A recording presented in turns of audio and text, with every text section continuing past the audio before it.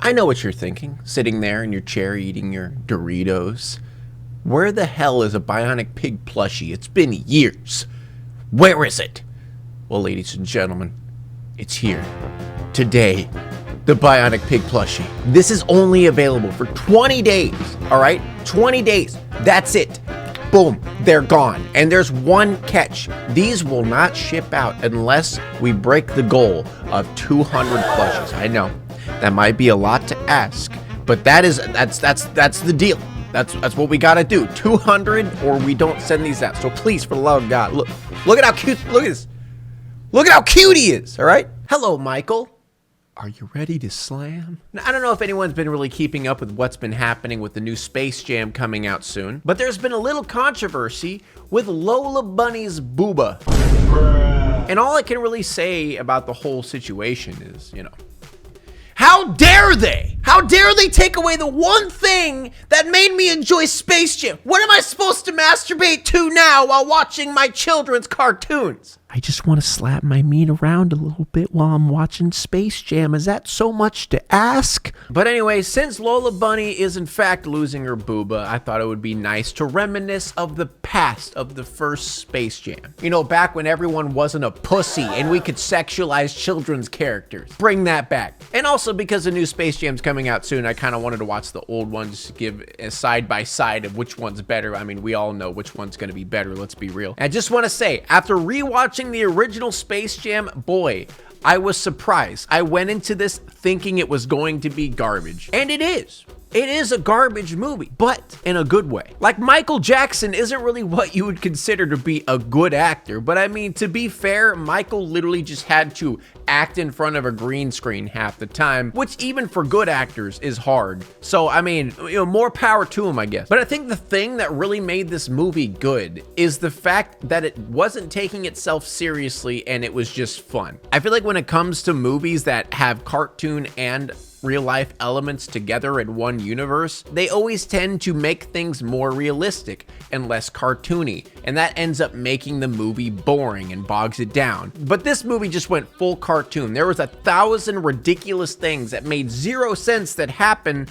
and no one even gave a reaction to it. But then I started to realize that is the entertainment factor. The entertainment factor is the ridiculousness of everything that's going on, yet no one gives a shit. So this is baby Michael, and he be shooting hoops past midnight. So daddy comes out being like, yo, what are you doing? Stop that. Then baby Michael talks about going to college for basketball, being in the NBA, becoming a professional basketball player, and then playing baseball. I don't know if this is actually what Michael did as a child, but it just seems so confusing. Because the reason Michael wants to become a baseball player is for his dad, but it's just funny how they portrayed it, because he's like, yeah, dad, I'll become a professional baseball player, after I become a professional basketball player, because that's actually what I care about.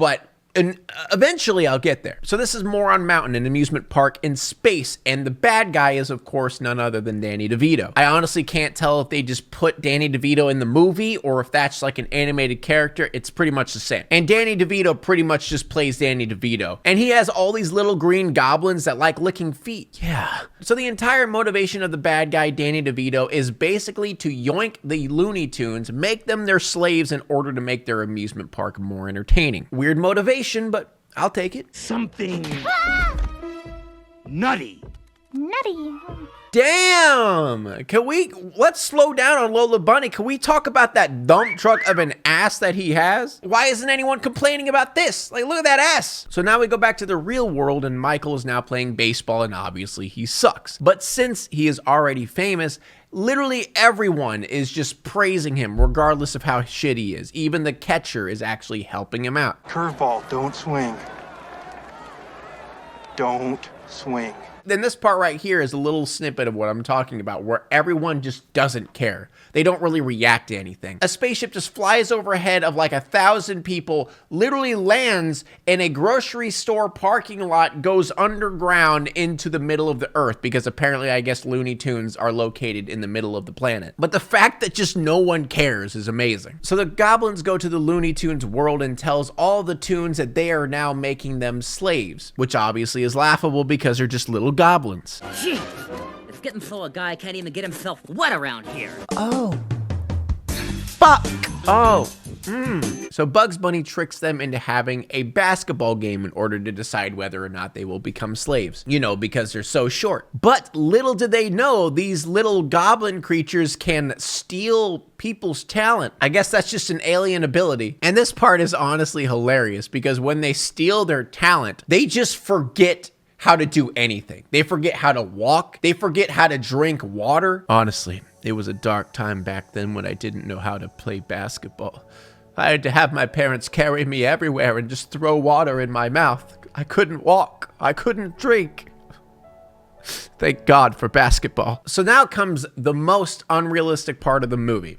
The NBA taking a dangerous disease seriously. No way, Coach. We can't go in the locker room. Oh, you heard what happened to Barkley and Ewing. There's got to be germs in there or something. Man, if only people treated COVID like these guys treat talent siphoning. So the goblins end up touching the talent ball and become the Monstars. Yeah, that's a little pun they made. Oh yeah, I almost forgot. Bill Murray's in this movie. And by that, I mean, I'm pretty sure they just had him on set and said, just be you. Because Bill Murray doesn't even seem to know what movie this is or what it's about. They probably just asked him to hang out on set while they filmed and just be weird. And boy, did it work. It is alive! So anyway, Mike makes a hole-in-one with the help of Bugs Bunny. Then he gets yoinked through the hole. I just love how Mike gets sucked into a hole. He's probably dead in their eyes. And they just, nothing. Don't even have a reaction. They're just chilling there looking. What kind of camera is that? I'm telling you, all of the underreactions just make the movie that much better. Like this entire next scene. Mike is literally sent to the center of the planet into Looney Tunes land, and this is his first reaction. Bugs Bunny? You were expecting maybe the Easter Bunny?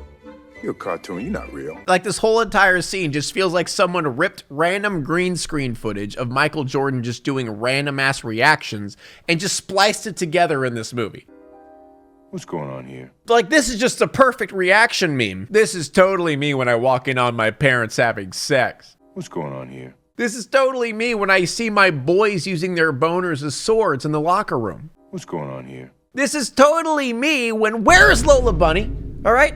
Where is she? That's all I care. I don't care about this stuff. What am I even talking about? Where's Lola? So back on Earth, Stan is talking to the golf hole, you know, where Michael Jordan got sucked down, while Bill Murray is busy talking about how he wants to join the NBA in place of Michael Jordan. If Mike is gone, the NBA is going to need some new people. An exciting kind of guy who could maybe even perform at halftime. God damn it, I love Bill Murray. And as such are the exclusive property and trademark of Warner Brothers, Inc.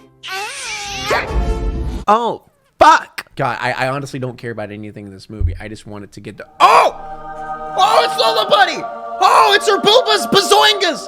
Bazoinga Booby Boing Boing! Oh, God! Oh! She is so hot that even Bug's entire body gets hard, including his penis. God, can I just take a second to talk about how mad us dudes are right now that they took away her sex appeal? Her boobies. This is the only reason I ever watched this movie. I guess what I'm really trying to say, dudes rock.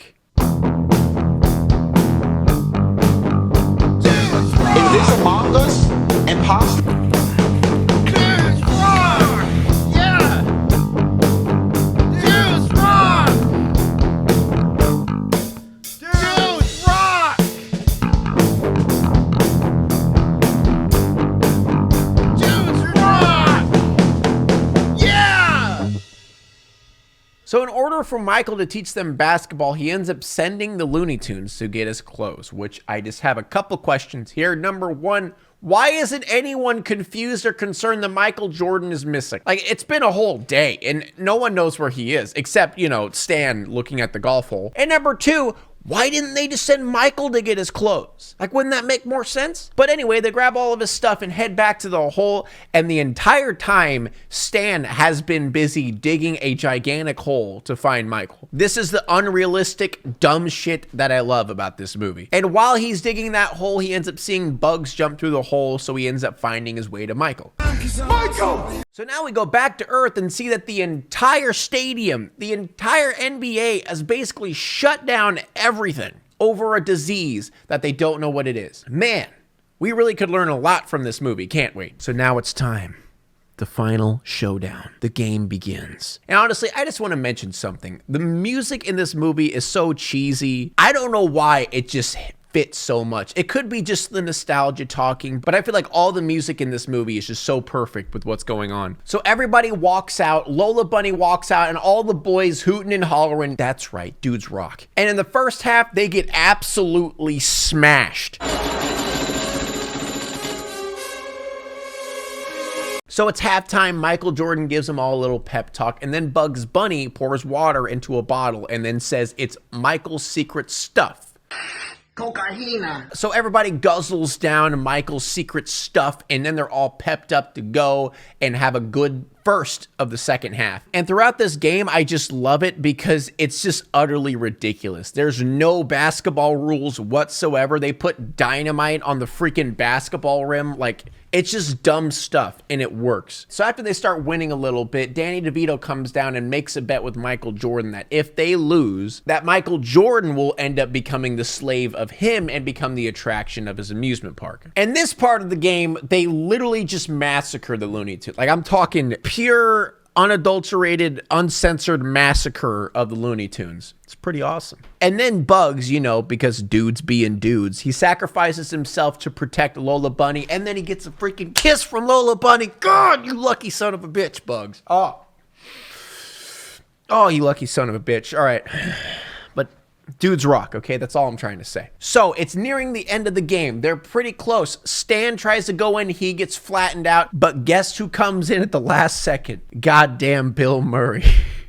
And again, this entire part just feels like Bill Murray is just doing whatever he wants. Honestly, none of the lines even seem like they're lines. It just seems like he improvised everything. I'm going this way, I'm going left, I'm going left. Whoa! Don't ever trust your fling! So since Michael's in Looney Tunes land, he makes the last shot by stretching his arm 10 times the length because, you know, it's cartoon logic. And they end up winning the game. All the big goblins end up giving back their juice to the ball, and then he gives it back to the basketball players. Everybody's happy. Everybody's happy except the bros who lost Lola Bunny's boobs. That's the only thing. It's the only thing that matters. But honestly, jokes aside, this movie's still a great movie. I still love it to this day. It's just stupid fun. I mean, it could be just in the nostalgia talking, but I always have fun watching this movie. And bros out there, you know, keep being bros. You know, like, keep sexualizing cartoon character. Okay, don't do that. Just scratch that. The joke's gone too far. I'm sorry. I'm Michael Jordan. Stop it. But thank you everyone for watching this video. Please subscribe. Make sure to follow me on my Instagram where I post Instagram posts. Thank you all. Have a good day. Bye. Mwah.